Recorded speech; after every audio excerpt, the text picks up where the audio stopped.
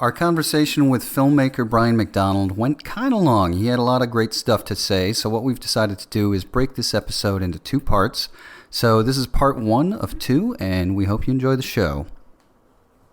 Welcome to the 2020 Awards podcast. Today we've asked our guest screenwriter Brian McDonald to share his creative process with us. Brian has written several books on storytelling, including Invisible Ink, The Golden Theme, and most recently Ink Spots, which is a compilation of essays from his Invisible Ink blog. And you can also purchase his latest screenplay, FREEMAN, which is in book form via Amazon. Is that right? Yeah. Oh, look at that. So welcome back, Brian. Hey, thanks. Thanks for having me back. So Brian, screenwriting. Yeah. You get an idea. Right. You sit down, you take a piece of paper and word it in. Roll it into a typewriter and just sit down and write. Is that how it works? Yeah. Is that how it works? Just I write screenplays in 1955. You fall asleep. You fall asleep Sunday night and wake up with an idea and write it. Yeah. Well, how does that work? Simple. Well, yeah, it's very simple. Well, it's funny because people sometimes an idea is a weird thing. When people say they have an idea. I don't, sometimes people say, I have an idea for a movie, and it's like, a guy has a chicken, and you're like, that's not in their mind, it makes this great movie, and so. It did make a great movie, by the way. It did it? Yeah. Which movie? I don't know. Oh. There's a Mike the Headless Chicken. Do you know about Mike the Headless Chicken? No. Look him up. All right. I think it actually might be an interesting movie. Well, headless chicken, now that's an idea. Well, yeah. That writes itself. This guy, I can't remember what year it was. I think it was in the 50s. And he went to go make dinner. I do he know cut off this. the head of a chicken, and the chicken kept living the way chickens will do sometimes. Right, yeah. And then it kept living. Yeah. It just kept living. He's very famous, Mike. Yeah, you start feeding it, right? Yeah, he started feeding it with a little eyedropper. And, yeah. Yeah, and they took him on tours. Yeah. Yeah, he was very famous. This is kind of an interesting thing. I don't like the sound of that. Well, David Lynch might.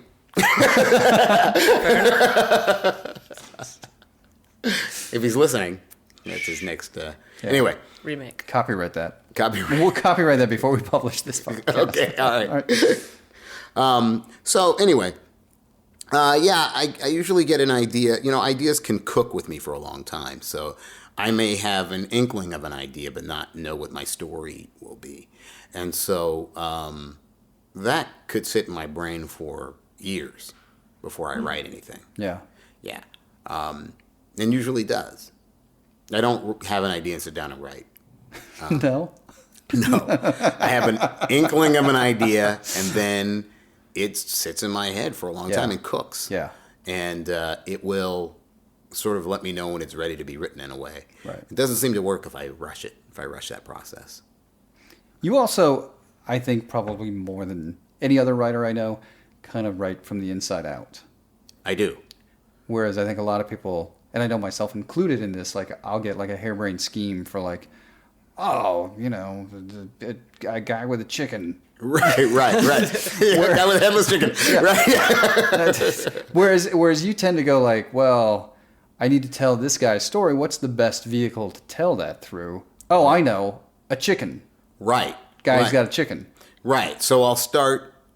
Often I'll start with my theme, what I call in my books on armature.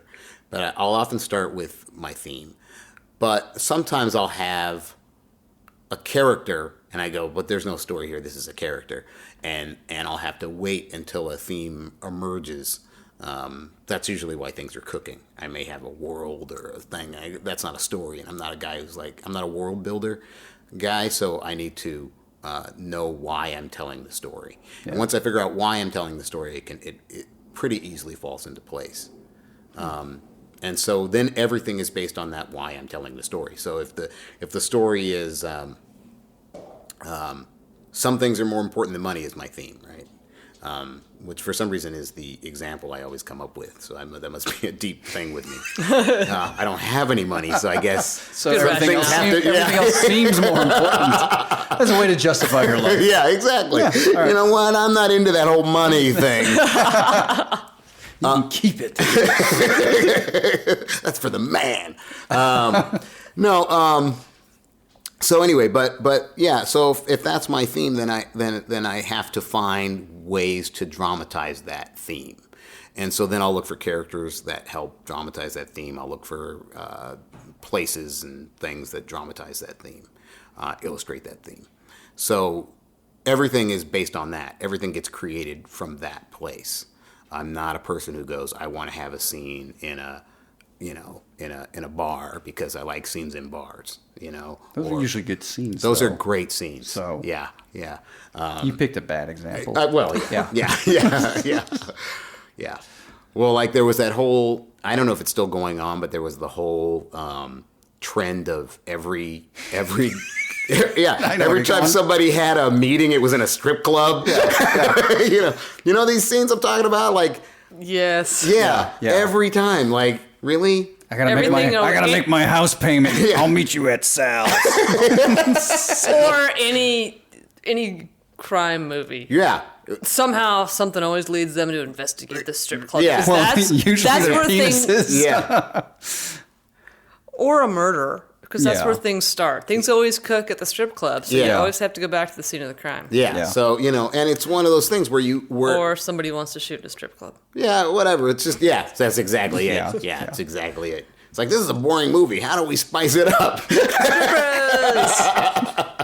And so, but that's somebody imposing something on a scene. I mean, I'm sure there's a valid reason to have something in a strip club, but most of the time there isn't. But do you think something like that, because you think of a strip club, it's like, oh, this is a seedy underbelly, there's criminal activity going behind the scenes, and is that just like a cheap way to set that up?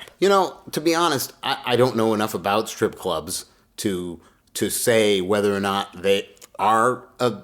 Oh, in real life, no, I'm talking like the fictional strip club you always see. Well, that's because it's always in the movies. Right. You know what I mean? Like, it's like we get these impressions from the movies, like a gunshot in a movie. That's not the way guns sound. Guns sound like firecrackers.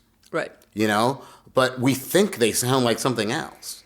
Or we think that you can get hit with a bottle and it can break on your head and you just get knocked out. Like shake it off. Yeah. If a bottle broke on your head would break. You might get a concussion from that. I mean, bottles are thick. They're made not to break. And if you break one over somebody's head, they just don't go, oh, I was hit on the head. I'm a little wobbly. It's like, no, you have to go to the hospital.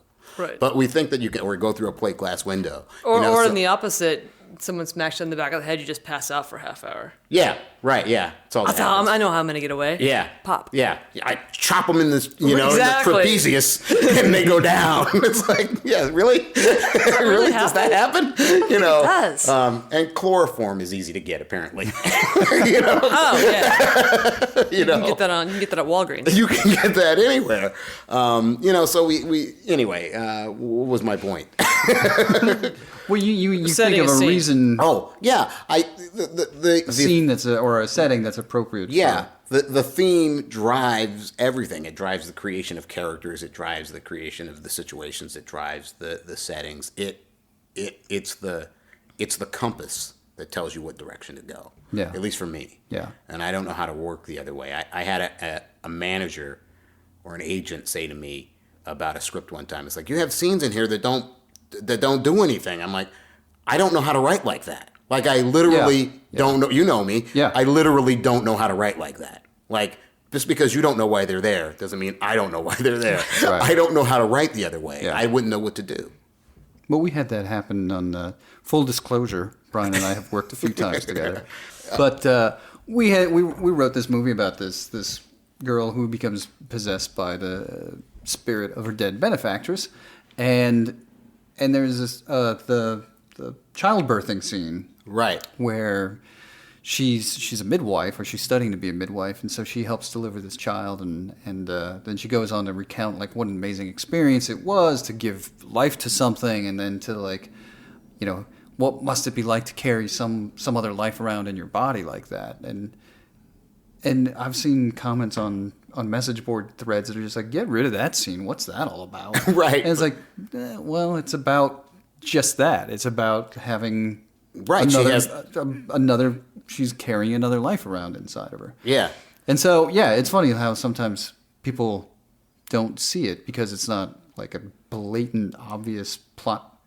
You know what I've noticed? People assume they're right. And what I mean That's by not true. Well, here's, because I have dyslexia, I've been reading a lot about dyslexia because I'm trying to figure out my brain, right? And lots of people, a lot of creative people have it, Spielberg has it, and lots of creative people have this. And so I've been thinking about it a lot. And one of the things is that when you have dyslexia, you are used to being wrong. That's not how you spell that. That's not how you do this. This is not how that goes, right? You're used to being wrong. So people who know me and see the end of me questioning myself, and then I'm very confident, and they go, "You think you know everything?" It's like, actually, I don't. That's why I'm so sure about this, right? And so, but what I find is people don't question themselves. So they go, "Well, I had this reaction, and that must be right." They don't go, "I had this reaction. Am I wrong about that?" And they don't reflect. But I'm used to being wrong, so I reflect, and then I come to a conclusion, and then it seems like, oh, you're Johnny Confidence, but in fact, it's just the opposite. Yeah. Yeah. Well, I think you're wrong about that. So, who are some of your own influences? Billy Wilder. I have a lot of TV influences, so I like James L. Brooks, a lot. Who did? James L. Brooks did the Mary Tyler Moore Show, which is probably the first time I realized that somebody's writing this stuff. Right. And Rod Serling. Rod Serling is really my guy. A lot of people like his movies. The only movie I like that he wrote was Planet of the Apes. I don't like 7 Days in May that much. It's too speechy for me. It's not very visual. Yeah, so, as a kid, I watched a lot of TV. So I learned a lot from TV writers. You used to do something very interesting as a kid.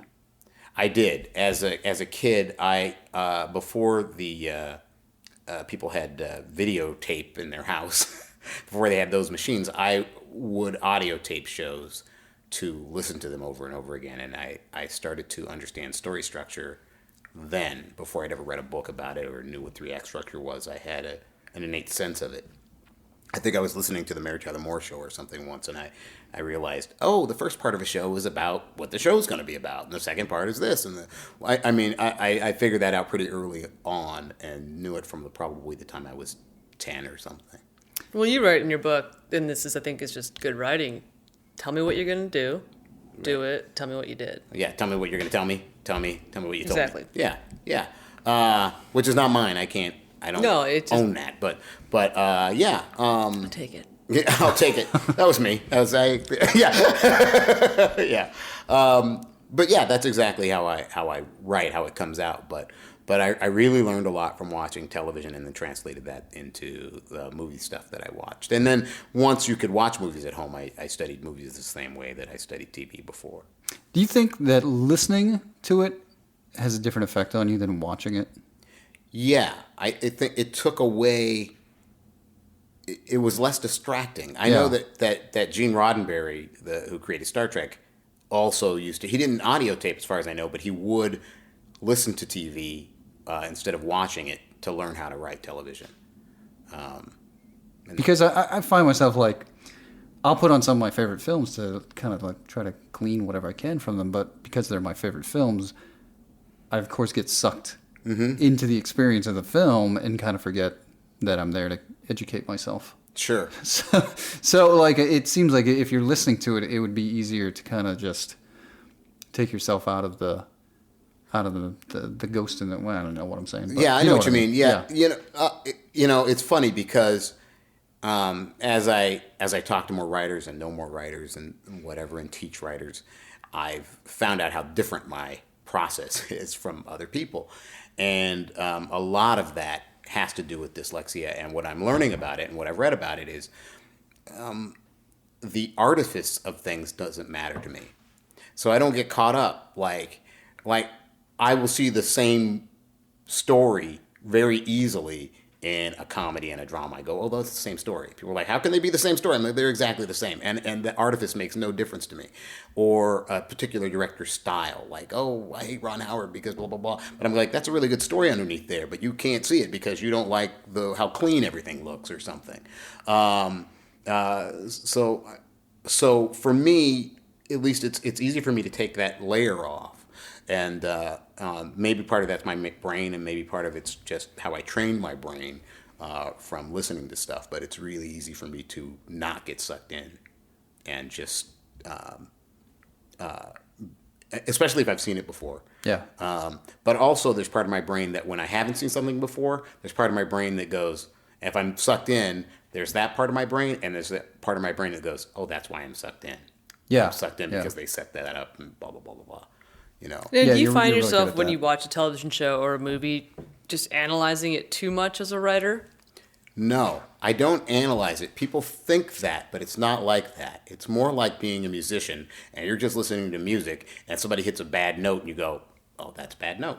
Like, I don't have to do anything. I'm not analyzing it. I'm just... It's obvious. Yeah, I'm just watching it and experiencing it, and I know when somebody's hit a false note. That makes sense. Yeah.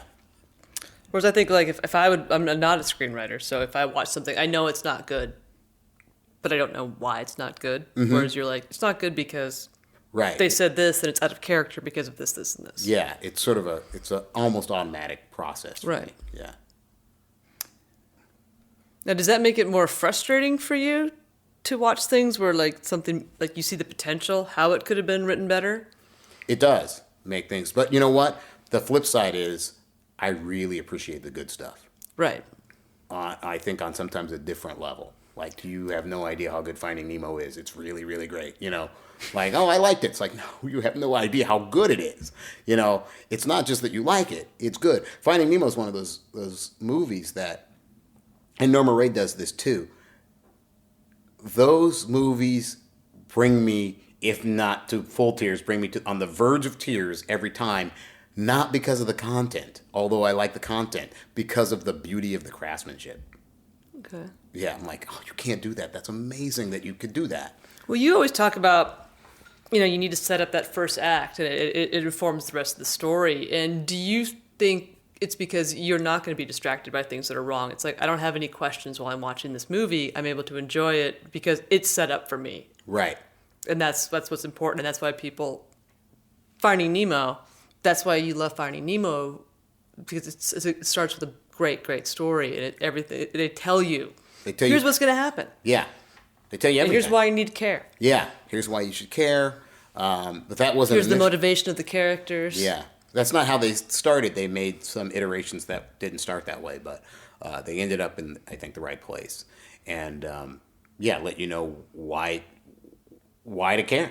Why do I care about this guy? What's the deal? What's his, so they let you know that. They also set up a lot of things in that first act about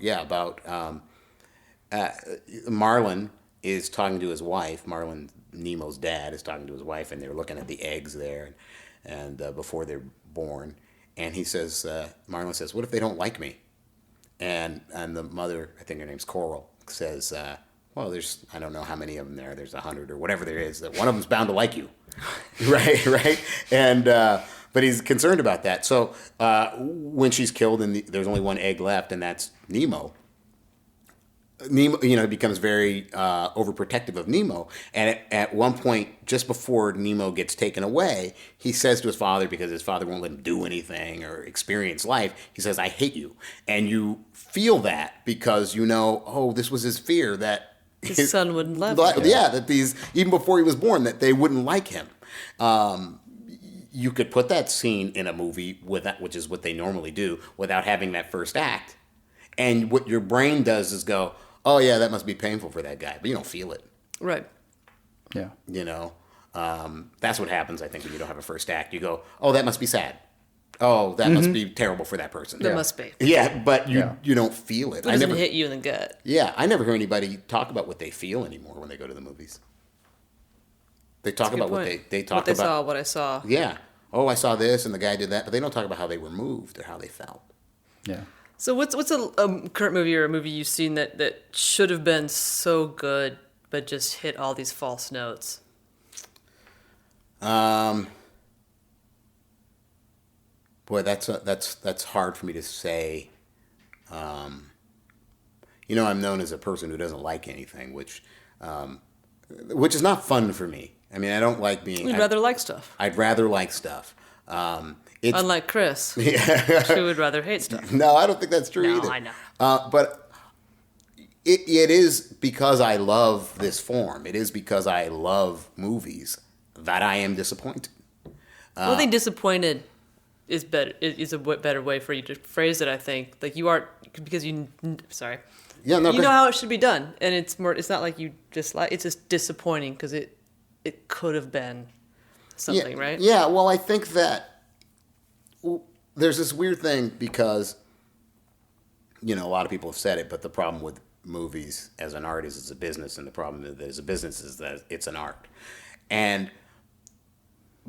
But the thing is, you can think about the business, and the business seems to be running the show right now, right? So we have to have this many effect shots and blah, blah, blah. The business is running the show. Overseas sales. Yeah, all this stuff, right? But the interesting thing is that if the art runs the show a little bit, if it will move people and people will show up. They show up when they're moved. So if you're not moving people, you are of getting your demographic, right? I'm getting those boys from 18 to whatever age, whatever the thing is. I don't pay attention to that stuff, but whatever that is, and you're getting that demographic, they feel like, well, we made our money. We did because it's just to them. We get our video game tie-in, our overseas, our Burger King mugs. Yeah, but they've sort of bastardized the art to get what they want, and to me, it's They've Wait, also wait, wait, wait, wait. They've also Are you excluded telling an me- entire. They've excluded all the other demographics that they could potentially be capitalizing right. on. Yeah, they've decided. Oh, We only want this portion. right. Oh, you're a middle-aged man. Well, you're not Because gonna. those kids will come out the first weekend and they'll make Yeah. all their money and then they're Yeah. done. Yeah, then they're done, right? They already I have don't your care money. if the movie shows up 20 years later and anybody cares about Transformers 2. No, they don't care, right? But it is interesting that we have these perennials. That we have It's a Wonderful Life, and people still watch it, and we have The Wizard of Oz, and everybody watches it still, and they're still just as effective as they ever were, or Casablanca, or you can name all these classics that still work for an audience. And what I don't understand is if those still work for an audience and those techniques still work for an audience, then why aren't they used now? Why throw them out if we know they work? So what happens is people go, well, yeah, but that's old-fashioned and blah, blah. Oh, is it old-fashioned? People still watch it every year. Right? Right. Yeah, that makes sense. Right? So it's this idea of people thinking they have to reinvent the wheel in order to be seen as a genius. It becomes about ego and all these other things and not about the craft. And also I think forgetting the purpose of drama, and when I say drama, I just mean stories. It just means stories that are acted out. Yeah. I don't mean drama versus comedy. That as we use drama, the Greeks created it. As we talk about it, I think that some form of it probably existed way before the Greeks, but as we use it, as we think of it, it was created by the Greeks, invented by the Greeks.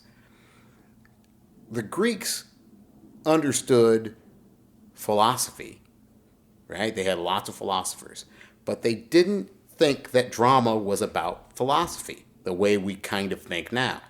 They thought that drama was about catharsis, was about having an emotional experience, and that was good for you, that was healthful. And they used to say, you have to weep with the hero, weep with them, feel what they're feeling.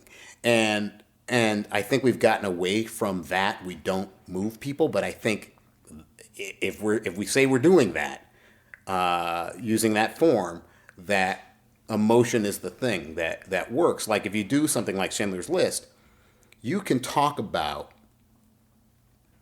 of the Holocaust, and you can give numbers and statistics, and you can talk, well, it's bad to kill people, you can do that, and you can cite philosophical reasons why. But if you tell one story about a person who goes through that experience, it teaches you something else on a different level. You empathize with that person. You understand the experience differently. Mm-hmm. And it's a different way of proving things. I think drama is a different way of proving things that can be often more effective than some philosophical thing or some statistical thing. And that's really what your book, The Golden Theme, is about. Golden Theme is about that. Yeah. Yeah, it's the Golden Theme. That book. I think that book is a harder book for people than I thought it would be when I wrote it.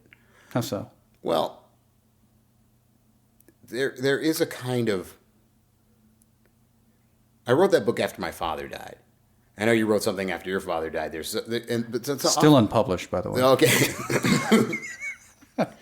Well, there's some kind of clarity in those moments. And I can't explain it any better than that. And other people have talked about it. And as we record this, the actress from Mary Tyler Moore who played the character Rhoda has been diagnosed with terminal cancer. And she was just on a talk show, and she said that we had to remember. Now, here's a person essentially on her deathbed, and she said, we have to remember that we are one. Which is interesting. This is one of the last things she may say publicly, right? But she thought it was that important. And all my life I had been looking for a common thread in movies, or stories, getting rid of the artifice, like getting rid of all the stuff on the surface, and like what are stories really getting at their core? What's the common thing? I knew there was something. So one day I'm watching TV, I'm just kind of spacing out, and I was like, oh, it's this. It's that we're all the same. This is how stories work, because at their core they say we're all the same. You can't understand a story. There's something called theory of mind, and you can't understand a story unless you can put yourself in the story's circumstances. And if stories are to teach you something through giving you a virtual experience, then you have to be able to put yourself in the character's circumstances. And so, given these sets of situations, I could behave the same way. Given enough power, I might be corrupted. Given enough this or whatever, given this situation, I may be this or that, right? So at their core, they're saying we're all the same. But what I find is, and maybe it's because of the way we are trained as Westerners, or I don't know what, it has a pseudo-spiritual or religious bent. And I'm not religious.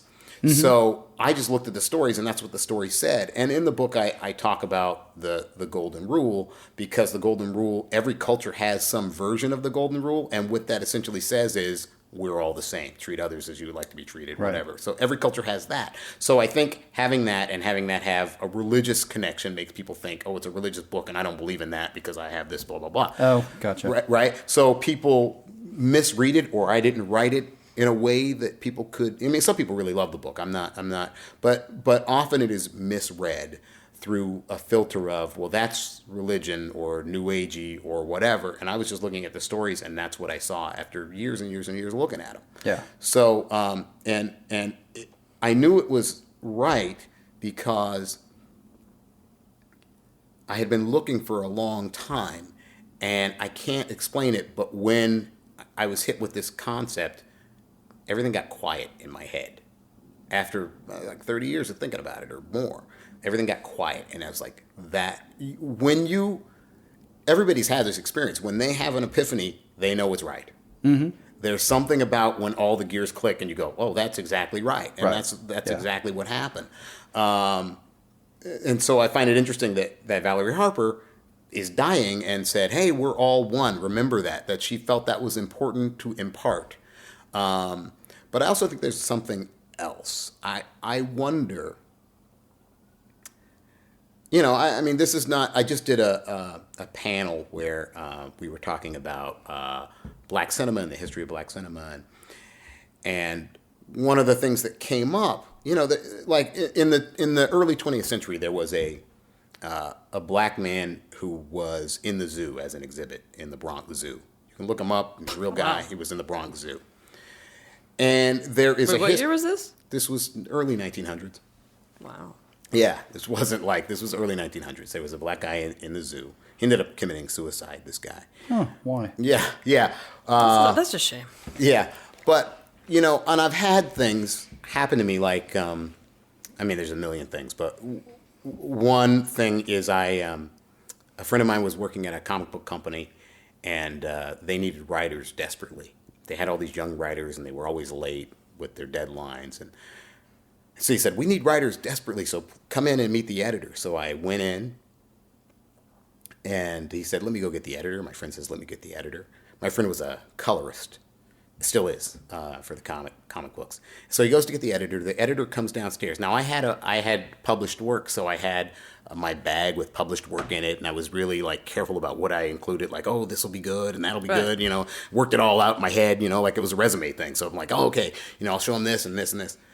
So the editor comes downstairs, and then it was really interesting because he saw me, and he without thinking started to back up, and then he came back and approached me, and he said to me, oh, I'm sorry, we only work with established professionals. Now, he didn't know anything about me, right? The only thing he knew was, well, there's a black guy. That's all he knew. You know, I'm not reading into it. There's nothing else the man knew about me. He didn't know that I had published work, but he didn't ask if I had it. He didn't know.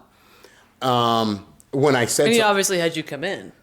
Yeah, so they needed, right? I know they desperately needed writers. My friend was like, we don't have any writers who, I'd never missed a deadline. I was really proud of that. These writers were always missing deadlines, but whatever.